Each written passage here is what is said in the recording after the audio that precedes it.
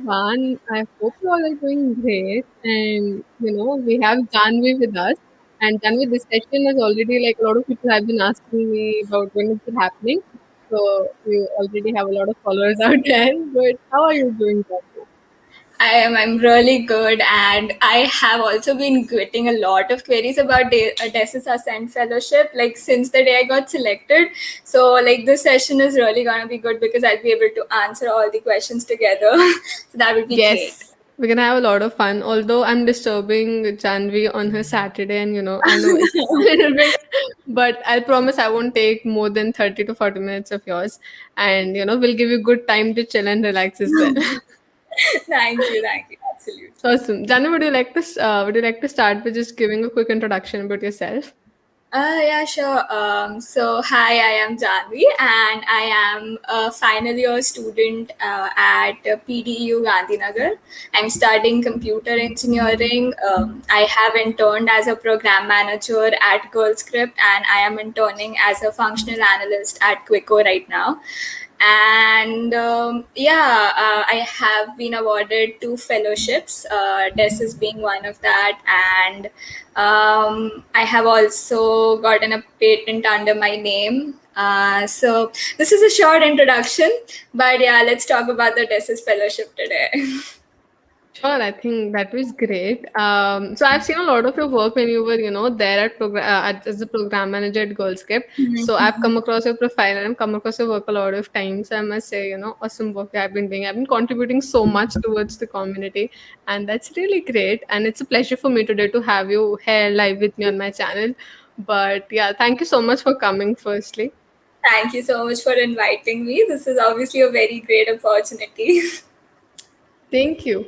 So all of you who are out there, so what you can do is if you have any questions about DESIS fellowship or even about anything that you would like to ask Janvi, maybe we can take those questions after if you're done with the session and if Janvi has the capacity to answer more questions. But we would be happy to take all your questions. So do ask all your questions in the comment section. Until then, I'll ask some of my questions that I already have about TESIS fellowship, and I believe a lot of people must have. So there's some general questions.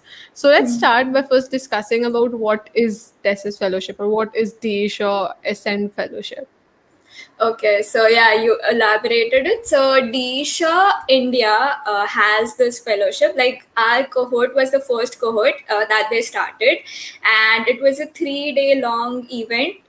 So obviously, COVID was at that time like very spread out. If it wasn't, and if you guys this year have a good opportunity, maybe you'll be called at the Hyderabad headquarters to maybe attend over there in person. But it is basically a 3 day event to just like a lot of other companies do to celebrate women in tech. So first of all, we got a cash prize of like 10,000. And we got the opportunity for the entire 3 days to interact with the top leaders at Disha.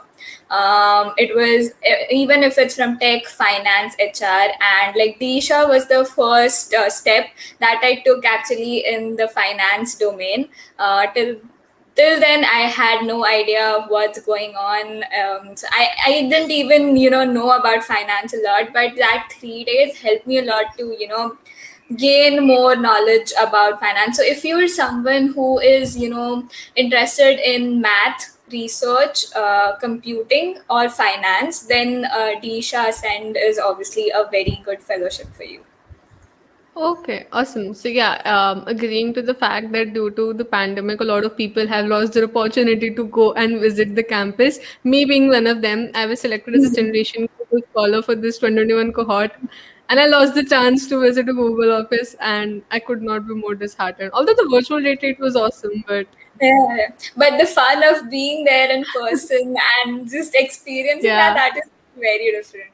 Yes, that's one experience, and hope we'll get that soon. But okay, so moving on to tests again. So can you tell us more about the eligibility criteria that was there with you? Maybe it would be changed this time, but we can just discuss a little bit about what was there for your particular cohort. Okay, so for my cohort, it was very simple. I don't remember about the MTech students. For BTech students, it was that you were either to be present in the second or third year of your engineering.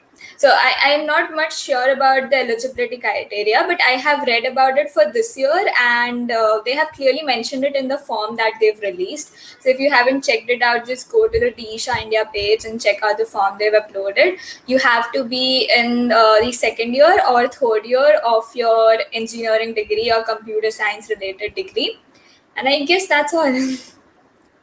Okay, so I think the one that we're talking about, so Desho has released their Educare mentorship program right Yeah, now. So I don't think they both are the same. I think they're quite different from each other, right? yeah, not quite different. So, like the first time they launched this educare program, we have a scholars WhatsApp group. So one of the scholar DM'd it, and the HR who was there, she said this, that it is an extension of the Ascend Fellowship. So it is obviously going to be bigger. The Educare program is going to be bigger than the Ascend one, but I guess it is very similar on the lines. And they've also Yeah. said that Ascend is also launching soon, so you can wait for that too. But it is much. Actually, it is even bigger. I guess the money that they're giving this time is like 50,000 or something. Yes, yes. So It's like yeah, I believe the Ascend was a 3 day event, and it's yeah, basically a just 6 month yeah, mentorship. yeah, Yeah, yeah. yeah. So it is a bigger extension, and maybe since they're extending it to 6 months, this is just my opinion, but maybe you can expect an internship or at least an opportunity to interview. We wanted this a lot, but it was just 3 days for us, so we couldn't get that. Yes. Yeah. So I think in both the programs, like the general application criteria would be the same. Or, like we can just get an idea about what Yeah. takes in to build a successful application. Because obviously we have Janvi who cracked this fellowship. Okay. Let's move to the very anticipated question. I've already seen getting some comments about it. What is the application procedure for this fellowship? Okay, so I remember at my time, I had to do this three things. So I almost spent an entire month to just perfect my entire application, because this was the first fellowship I was ever applying to, and I wanted it very very badly. So the first thing was obviously your resume. You have to submit in your resume, and at our time they asked us for some letter too. I exactly don't remember the name of the letter, but it was basically like a cover letter or something to describe the work that you've done. And that was another piece of document. And they asked us a few questions too. So I see the questions are also there this year for the Ascend Educare program, and the resume will always be there. So yeah, I guess this sums up the application procedure. Okay. So I think these were the very general questions, but I'm going to come to some of the questions that I have had in my mind when I first read about the fellowship. So, what do you think are some of the key or some of the main important points one should always remember while applying for this particular fellowship? Yeah. So, this is something a lot of people don't know, but Disha, a lot of people know, but they don't know if they should include it in their application or not. So, Disha India is basically focused a lot on research and finance. So, it will involve a lot of mathematics, it will involve a lot of coding, it will involve a lot of finance too. So if Right. you have a background in doing that, or maybe building something using Python, Disha uses Python a lot. So if you have ever coded in Python, made some project, if you have some finance knowledge, if you have done something related to mathematics, you should mention it in your resume, because that is something where what will differentiate you from other applications, because Disha would be looking for that. That is something you can do. And something other than that, you should keep in mind is just the questions that they ask, like perfect your answer till at least 100%. Do grammar check and make sure that you creating or showing them that you've created an impact through your work. For example, I was a part of a women organization at that time. We were helping girls in STEM, and I had done a lot of other work in that domain. So I made sure to mention that I have helped other girls, uplift in their I have uplifted other girls in their journey. So I mentioned that, and I also mentioned why I was very honest that I am very new to finance, I'm very new to fintech, but this is how I see fintech changing the world, and this is why I want the DESIS Ascend Fellowship. So I guess just nail the points in finance, mathematics, computing, and your work in that domain, and that would be fine. So, like talking about community and a community experience is definitely going to help there in your application. Yeah. So, one should. Leadership experience, any work experience where you've made projects, been a leader, advised people what to do, that would also help a lot, and you should surely mention that. So one should okay. So the first pro tip by Janvi was I'm actually remembering all of these because it will help me in my application as well. So the first pro tip was make sure that you have worked a lot with Python or mathematics or even machine learning. So make sure you mention that in your resume, or try to just exhibit that in your application in some way. The second point was that to make sure that you mention all your community experience and any leadership position that you had, because obviously leadership positions always show a good impact about you and how much you have worked for the community. So I believe that these were the two pro points by Janvi until now. I But have a secret that I did too, and I just remembered it. So I did something very different that I don't think a lot of people did. Was they didn't ask for a video resume, and I just saw. I guess Tanisha has commented this that should we include links in our essays, and that is what reminded me that don't include it in your essays, but you can surely include links in your resume. So this is what I did. I recorded an entire video resume that you can still find out on my channel, Jahnavi Shah. I don't know if it's even visible, but I recorded a video resume about myself, about my work, and about what I've done to uplift girls in STEM. I combined all of it in one, and below my resume, like in the footer, I added a link, titled it as YouTube or something, or a video resume, and I added the video resume link over there. And I've always learned this, that don't only do things which are asked from you. Sometimes you need to do something extra to impress other people. So I think my video resume also played an important part. Obviously we don't know how did they select us or the other 29 girls, but I think the video resume played an important part too. So maybe show them in ways of how you stand out from others. wow, so that was a very important point. Video resume, actually, it seems to me a very great idea because you know a written, like over a written piece of paper, a video or something that shows how you are is definitely well preferred over. So yeah, that was something very well put and very well thought as well. Okay, so Janvi, like you told us about your secret point, but what do you think was the was the important things that made you get this fellowship, or what were some of the points that they might have noticed in your application? Okay. So, first of all, I think, out of all the applications that they receive, there will be only a few applications which would be near to perfect, or which would be even well written, a well Yeah. written resume, a well written letter. For the letter that they gave, I had never written that kind of letter, so I actually googled a format. I took that format, I edited it, and then I submitted it. So I guess just aim to get a proper perfect application, like don't rush into the process. I submitted my application like a week before the deadline, so don't rush it in. Prepare well. And I think do grammar checks on all of your essays, on your resume too. Make sure your resume is, if you can now, we have a previous cohort that's happened, so you can connect with the previous scholars. You can ask them to review their your resumes. A few people have already asked me to do that, so I did that for them, and I suggested that these are the changes you can do. Maybe it would help you. And I think because out of all the applications that they're receiving, they'll spend very few time on just scanning your application. So if it's perfect, if it is easy, if it is readable, it increases your chances of getting noticed. So I guess that's it. Just make a perfect, easy, readable application and mention the impact, like mention numbers. Like, suppose I worked at that organization to uplift girls in STEM. I mentioned numbers, saying that we had 50 plus speakers. We connected with speakers from Amazon or KPMG. So that shows impact. These are big names, and obviously when you see it on your resume, your eyes do go there.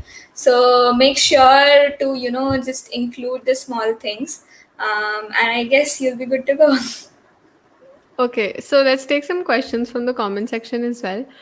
So Harshita asks, so basically, Janvi, in this particular Edicare program, they have also asked for your KVPY and for your JE score.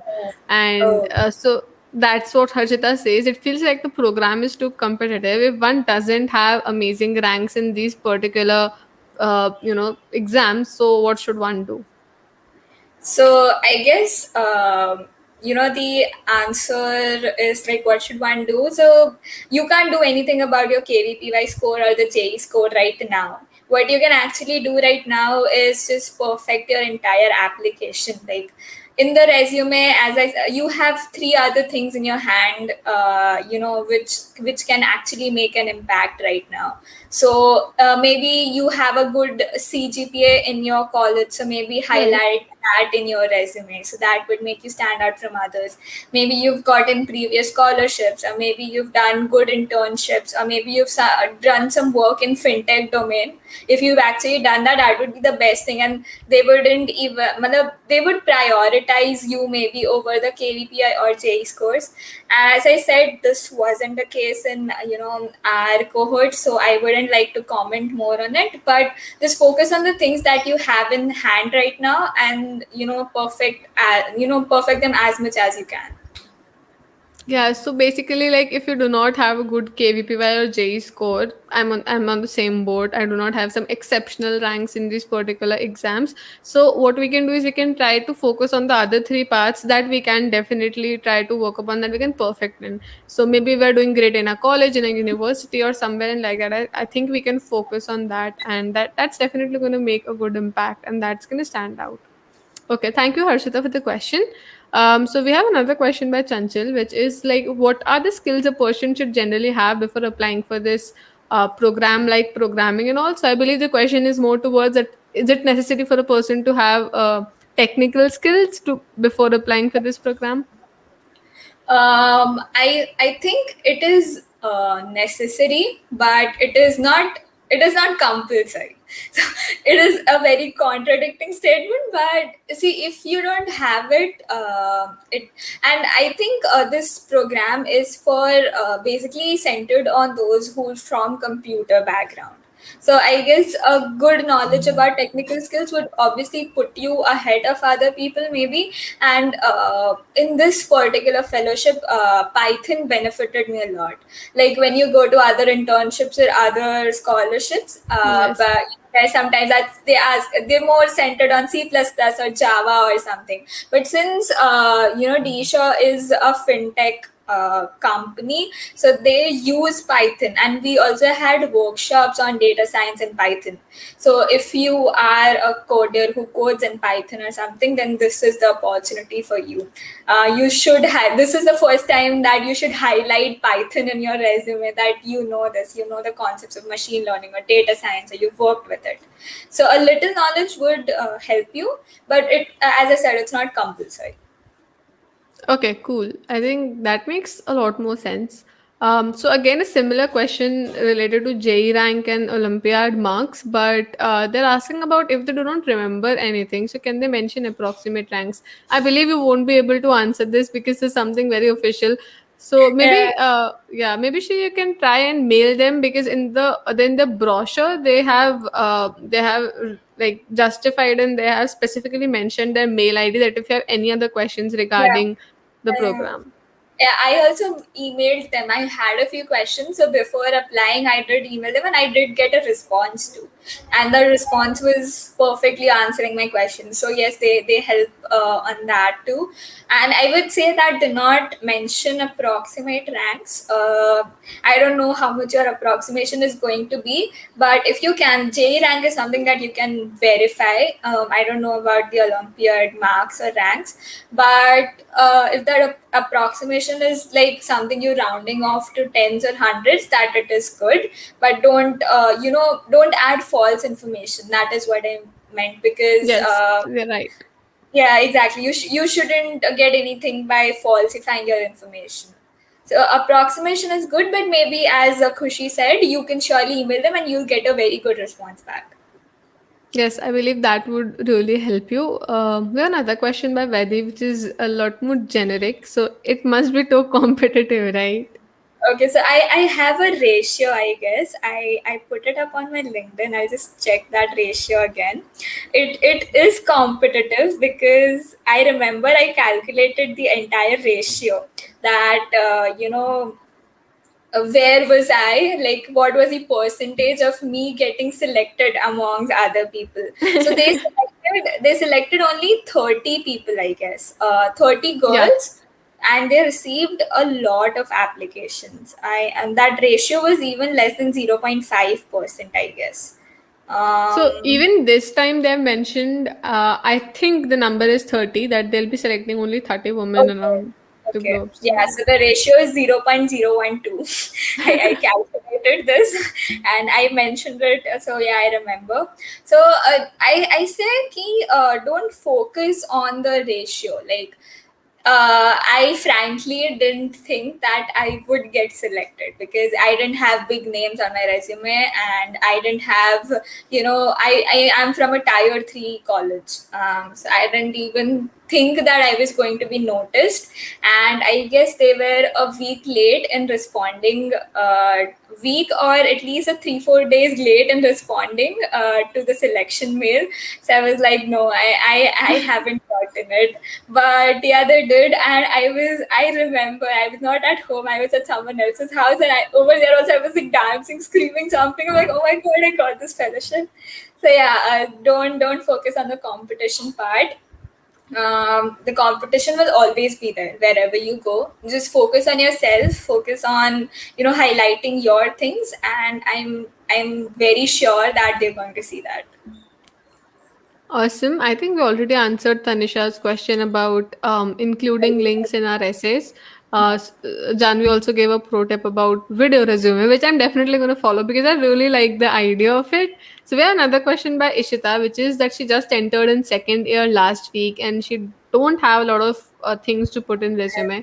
So, what major projects can I build up in such small time span? So, Ishita, like before Janvi answers it, we don't know your tech stacks and everything, so we won't be able to give you a really good idea about projects. But I think Janvi can help you tell about how you can modify your resume or something if you're in second year.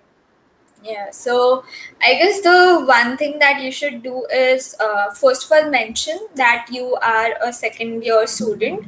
So they'll get an idea that she is a second year student. So they'll automatically not expect big, huge things out of you. And the other thing that you asking about projects is that I would say, instead of focusing on what projects you should build in a short time span, focus on perfecting your application, because that would provide better chances of getting selected. Just focus on the projects that you have made, because I also applied when I started my third year, and I did not have such great projects. So I just amplified the impact that I had already created through my previous projects. So I guess that helped a lot. Don't Because I guess the deadline is what, maximum in a month.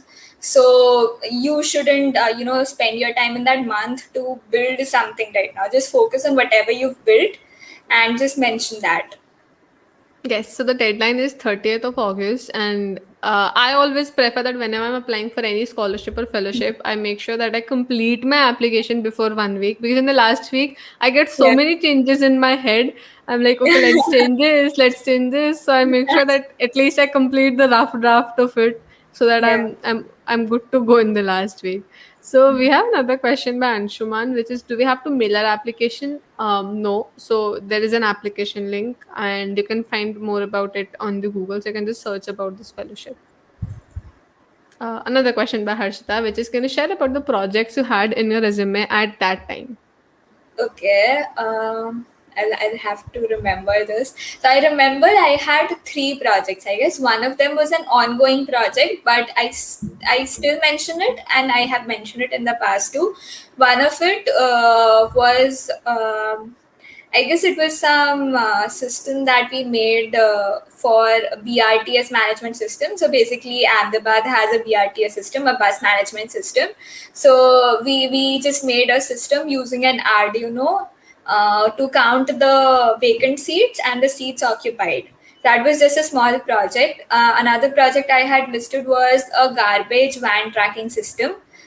This was a bit elaborate one, and these both of these projects were a team project. So I made sure to just mention the work that I did, like in the BRTS system. This is how I contributed, and I also mentioned. This reminds me that I also mentioned about my achievements also. Like achievements is not a section that a lot of people include in their resume, but I think you should, even if you've gotten a small award, even if you won a quiz at your college, if it seems relevant enough, you should always add it. So this was the second project, and I guess the third project was the one that might have caught their eye, was a mood based lighting system. I was currently working on it, but I still mentioned it because it was Python, it was machine learning. And along with my projects, I also mentioned the tech stack that I used. So suppose I listed a project, I would add a short description, two or three bullet points to add my work, and below that I used to always add this tech stack, and I always used to mention that I use Python, I use Arduino, I use the machine learning technique, so they have an idea of the things that you've done or contributed in that project. So this is something you can do too. Okay, makes sense. Um, so we have other question from Vedhe about the experience that you mentioned while working for the STEM community. So the Yeah. question is like, can you suggest us some communities to join? Like you worked for the STEM community. Okay, so I would suggest that to show that you have leadership skills or something, just join a few clubs or student chapters in your college. I was a part of a lot of student chapters, which I am currently leading right now. So that leadership experience would help you a lot. And about the women organization that I worked on, it came as a lead through my LinkedIn, and I worked there for 2 to 3 months. We were basically just conducting workshops for girls in STEM to get them used to new technologies or anything. So if you want to find such communities, you can just go to LinkedIn, find people, those who are already working for that motive, and you can just cold message them and just see if they can offer a place to you. Yes. Also mentioning about the communities, all the people, like most of you must have the Google Developer Student Clubs in your universities. So, and the applications for the lead are like all the leads have been selected. So, the core team and the mentor, the whole team the application would be starting in all of your universities now. So, you can apply for that, because that's also a very good point to be mentioned out there in the resume. Okay. So we have another question from Unnati, which is, after the resume shortlist, what will be the next round? Okay, so I am not sure about what will happen this year. It would be clearly mentioned in the form that they've given. All the steps would be mentioned, and till how much I remember, I guess the only part is just submitting this application. I don't know if there's an interview or something. At our time, we had to submit the application, and they were judging us on the basis of the application that we had. So that was the only round we had.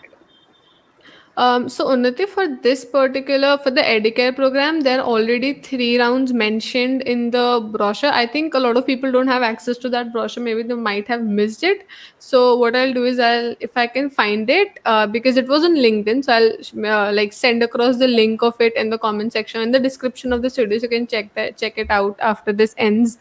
Um, we have another question from Madhav. So I think this is a very generic question, talking about not about the fellowship, but in a very generic regard that he just entered third year and he just knows basic Python. So how should he proceed?